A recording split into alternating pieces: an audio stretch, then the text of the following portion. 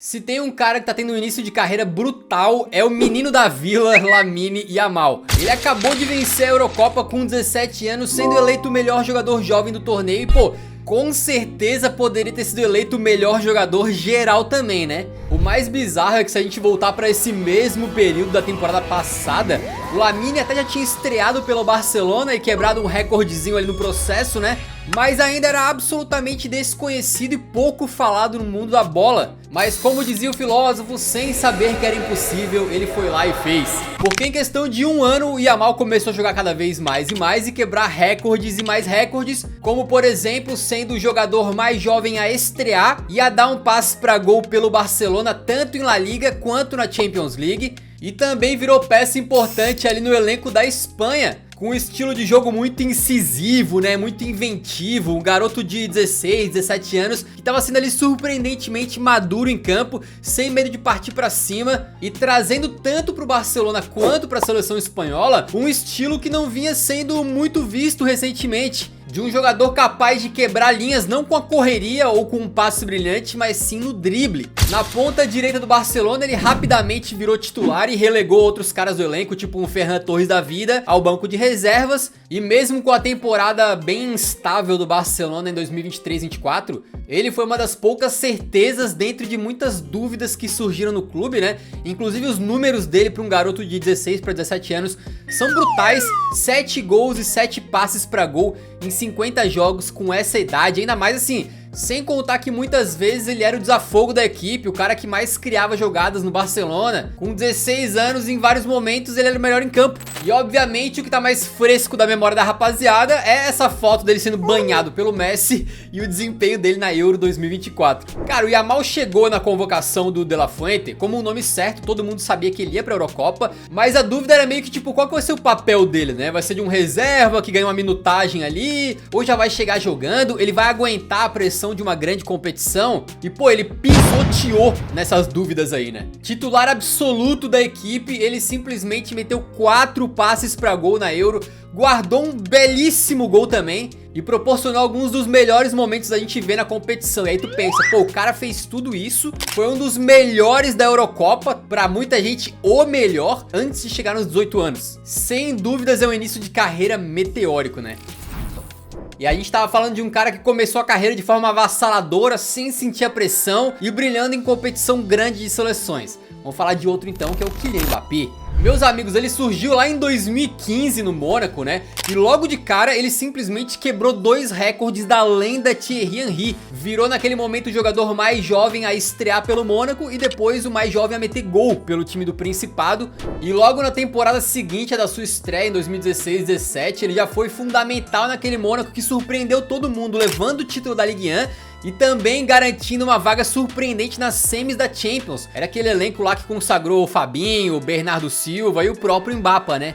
Nessa temporada do título francês, ele terminou com 15 gols e 8 passes para gol em 29 partidas disputadas. E era a primeira temporada dele completa como profissional. Ele também garantiu o prêmio Golden Boy, né, ao final de 2017. Que só pra lembrar é tipo uma bola de ouro sub-21, digamos assim. E começou a ser presente nas convocações da seleção principal da França pelo Didier Deschamps lá em 2018. Só que quando chegou a Copa do Mundo, sempre tem esse tipo de dúvida em volta de um garoto, né? Pô, ele vai dar conta? Será que ele tá pronto? Tinha acabado de fazer 19 anos, ganhado a camisa 10 da França, amigo. Bom, ele respondeu também destroçando qualquer dúvida, né? Foi titular sempre na Copa. E dá pra dizer que quando o time mais precisou, o nosso querido Kylian estava lá pra resolver. Ó, contra o Peru na fase de grupos, ele marcou o seu primeiro gol, né, na Copa e virou ali o francês mais jovem a marcar um gol nessa competição. E nas oitavas, diante da Argentina, fez aquela exibição antológica, né, com 2 gols e ainda um pênalti sofrido naquela arrancada absurda, guardando a Argentina no bolso e garantindo que, pô, se tinha alguém que não tinha ouvido falar do Mbappé naquele momento, aí era tarde demais. Agora Mbappé era conhecido no planeta inteiro, né? E o melhor, ele guardou pro final e pra final contra a Croácia, né? Porque ele meteu um gol também naquele 4-2 e garantiu seu ingresso para um clubinho altamente exclusivo do futebol. Ele se tornou apenas o segundo adolescente na história a marcar um gol em final de Copa do Mundo. O primeiro tinha sido quem? Justamente o Pelé. E o Pelé tava assistindo, tranquilo? E reagiu a essa marca aí. O segundo adolescente na história a marcar em final de Copa do Mundo. Bem-vindo ao clube, é ótimo ter a sua companhia. Então o Mbappé começou a carreira voando, né? Com 19 anos o cara já tinha feito muita coisa e ganhado uma Copa do Mundo. Agora, falei do Pelé, é óbvio que o Pelé poderia entrar nessa lista. Inclusive assim, em termos de jovens que começaram a carreira voando, acho que o Pelé é inigualável e provavelmente vai ser inigualável por mais uns 50 anos pelo menos, porque o cara com 17 anos, cara, meteu 6 gols numa Copa do Mundo, destruiu em semifinal e final. É um negócio muito, mas muito difícil de qualquer um chegar perto, né? Então todos os casos que eu tô falando aqui não deixam de ser assim, pretendentes a chegar perto do nível do que o Pelé foi quando era moleque. E inclusive eu te convido de verdade, depois desse vídeo aqui, a assistir o nosso especial sobre Pelé. É o vídeo mais trabalhado da história do Eurofut, tem aproximadamente 1 hora e é quase um documentário de uma forma que acho que você nunca viu sobre a vida do rei, inclusive com a participação do Pepe, o canhão da vila, que jogou com o Pelé nesse início de carreira quando ele tava voando, tá? E ó, de gol em final de Copa do Mundo, o próximo nome da lista aqui também entende. Só que diferente do que parece ser o caso do Mbappé, um cara que já teve em 2 finais de Copa, meteu gol nas 2 finais e talvez ainda nem tenha atingido seu ápice máximo na carreira, o Mario Götze meio que teve o caminho quase contrário, né? Ele que é cria da base do Borussia Dortmund, ganhou espaço entre os titulares justo naqueles anos mágicos sob o comando do Jürgen Klopp, atuando como camisa 10 ali de um time que ainda contava com um jovenzinho Lewandowski e um Royce recém-chegado. Falar isso depois de tudo que aconteceu parece loucura, mas naquela época o Mario Götze encantou o planeta Terra inteirinho. Ele tinha uma visão de jogo muito refinada, um drible com a bola mais coladinha no pé, dava passe pra gol a rodo, metia os seus também. Era um jogador que encantava e a estreia dele foi em 2009 num jogo contra o Mainz 05, que por curiosidade também foi a estreia do Jürgen Klopp, né, como treinador do Borussia. Mas foi ali em 2010 que ele foi promovido ao time principal e aí, meus amigos, ninguém mais segurou o Marinho. Não o Marinho, o Marinho no sentido de pequeno Mario pequeno. Marinho, né? O cara em 2 temporadas consecutivas, logo depois de virar profissional, ajudou o Borussia Dortmund a ganhar uma Copa da Alemanha e 2 vezes a Bundesliga. E sendo um dos principais jogadores, isso se não foi o craque da equipe em vários momentos. Logo na temporada 2012-13, ele ainda pega e ajuda a voltar o Borussia Dortmund para uma final de Champions pela primeira vez em mais de 15 anos. No meio dessa brincadeira, ele também ganhou um Golden Boy, tá? Em 2011. E viu vários grandes europeus ali ficarem de olho, porque ele realmente estava encantando muito. Inclusive, não era incomum ver aí portais e até o próprio técnico da Alemanha, o Joachim Löw, comparando o Götze com o Lionel Messi, como se fosse assim o Messi alemão, né? Inclusive não é exatamente o foco desse vídeo, mas essa questão da comparação com o Messi. Depois o Götze falou também que não foi a melhor coisa que foi feita, né, pra carreira dele. E a partir daquele momento em que logo antes da final da Champions de 2013 é anunciada a transferência dele pro Bayern de Munique, justamente o time que o Dortmund enfrentaria na final da Champions, aí ele não joga e tal, as coisas começaram a dar menos certo a nível de clubes, né? Mas a nível de seleção teve aquele momento ainda em 2014. Na final da Copa, o Mario Götze entrou no segundo tempo e na prorrogação meteu o único gol do 1 a 0 que sagrou a Alemanha tetracampeã mundial. Então o cara logo depois que virou profissional foi bicampeão alemão, foi pra final de Champions League e decidiu uma Copa do Mundo. Um início de carreira absolutamente brutal e quem viu, viu. Hoje parece exagero, né, os elogios ao Götze, que depois a carreira dele meio que deu uma complicada, mas aquele início lá, meus amigos... E se o Götze era aquele tipo de cara que encanta mesmo, né? Pô, tá jogando ali como meio atacante, mete gol, mete passe pra gol.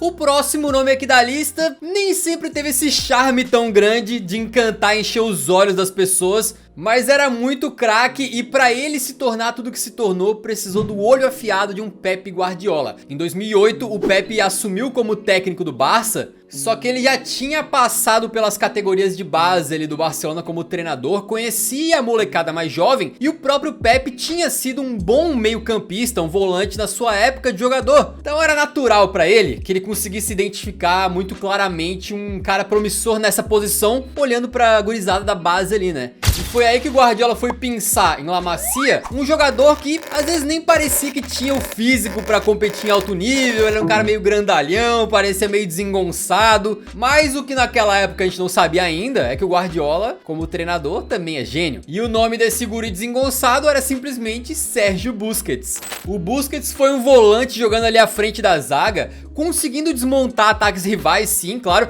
mas principalmente sendo o jogador que ditava o tempo da meiuca do próprio Barcelona, que organizava o time, e mesmo jogando mais recuado, era capaz de quebrar linhas de defesa com um passe apurado. Foi questão de poucos jogos até que o Busquets se firmasse no time do Barcelona como titular da posição, fazendo com que o Guardiola deixasse um pouco de lado o Yaya Touré, que era um jogador excelente também e mais consolidado.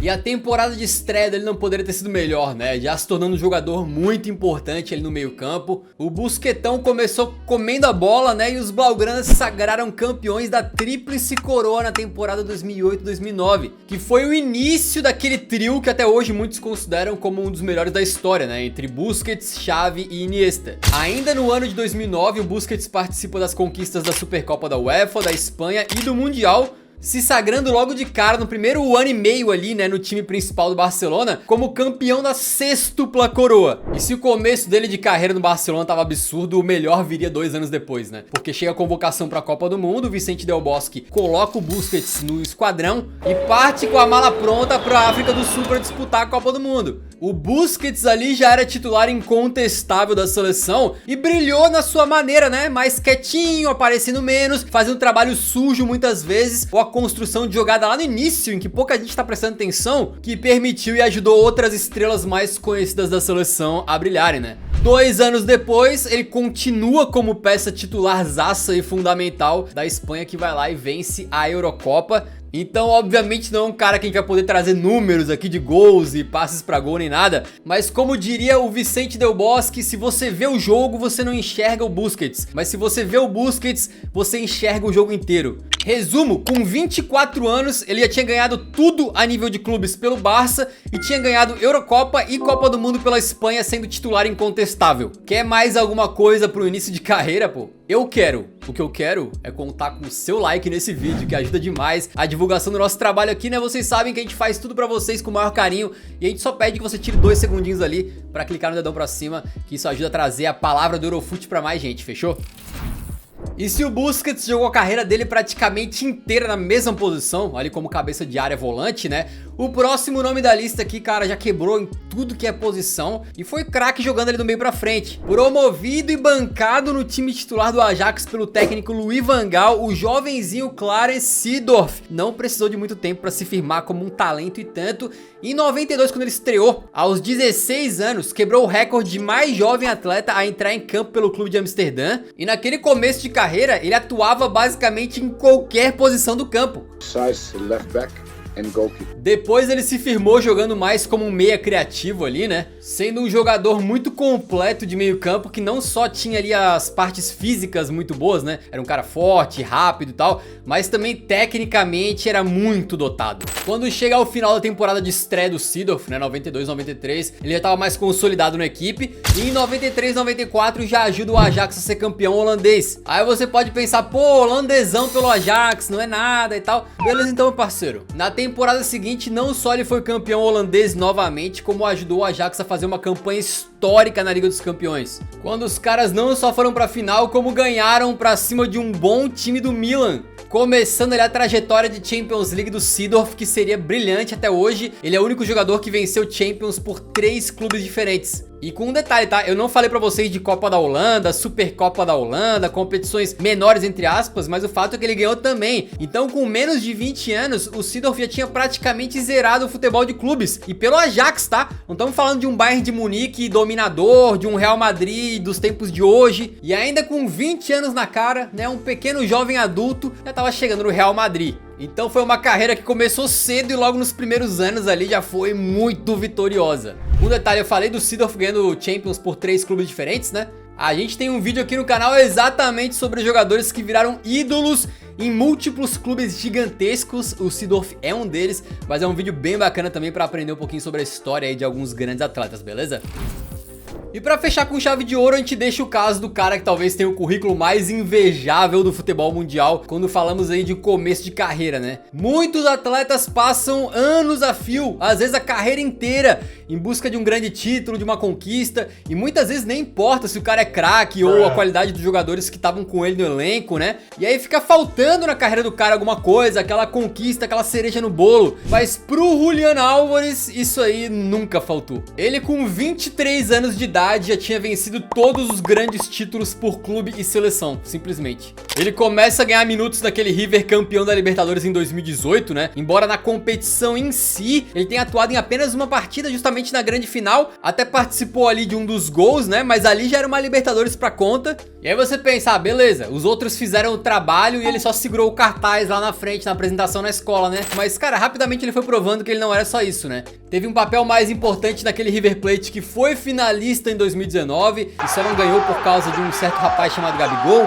E também jogando cada vez mais e ganhando importância, venceu tanto a Copa quanto a Supercopa da Argentina. Depois ganha o Campeonato Argentino, né? Então ele basicamente pegou tudo que ele podia conquistar ali pelo River e vai pro Manchester City em 2022. E aí lá ele encontra uma situação complicada, né? Porque ele praticamente nunca foi titular, embora, claro, entrasse como titular num jogo ou outro, ou naquela época que o De Bruyne tava machucado. Mas em geral, e especialmente na temporada 22-23, ele era meio que o reserva do Haaland. É complicado tu tirar o Haaland do time, então ele teve um papel importante naquele elenco, apesar de não ser um protagonistaço assim, né? Mas ele foi campeão da Tríplice Coroa pelos Citizens. Inclusive, vídeo especial sobre aquela Tríplice Coroa também tem aqui no canal, fechou? E depois, por exemplo, ele brilha muito no Mundial de Clubes, metendo 2 gols na final contra o Fluminense, ganhando praticamente tudo também pelo City, né? E pela Argentina é outro deboche, porque ele tava no elenco da Copa América de 2021 que eles ganharam, apesar de ter jogado pouco. Aí em 2022 na Copa do Mundo, ele ganha a posição durante o torneio, vira peça essencial daquele time, inclusive brilha muito. E agora em 2024, mais uma vez ele começa a Copa América como titular. E embora o Lautaro, que era reserva, tenha metido mais gols que ele manteve o seu espaço na equipe e foi campeão mais uma vez. Então também pra gente não alçar o Julián Álvares aqui é um patamar que na prática ele não tem, porque em várias dessas competições ele era reserva ou jogou pouco. O fato concreto é, com 23 para 24 anos, ele já tinha ganhado praticamente tudo pelo seu time do coração, pelo seu time na Europa e pela sua seleção. O que mais que um jogador poderia querer? Falta uma bola de ouro, quem sabe um dia. Jogando pelo Atlético de Madrid vai ser um pouquinho difícil, só um pouquinho. Meus amigos e minhas amigas, deixem nos comentários outros casos de jovens que começaram voando. Acho que além do Pelé, que eu passei mais rápido por cima, né? Também daria pra falar, por exemplo, do Ronaldo Fenômeno, que inclusive até hoje é o mais jovem jogador a conquistar uma bola de ouro na história. Então tem muitos casos, obviamente, né? Mas a gente escolheu alguns aqui e focou um pouquinho também no futebol mais recente. Se curtiu o vídeo, conto com o seu like, ajuda muito o nosso trabalho, tá? Manter isso aqui rolando e os vídeos continuando chegando pra você. E nos vemos no próximo, mas fica aqui uma provocação, a pergunta, né? Quem que é o próximo guri que vai ter, assim, um início de carreira avassalador? Deixe os seus palpites nos comentários.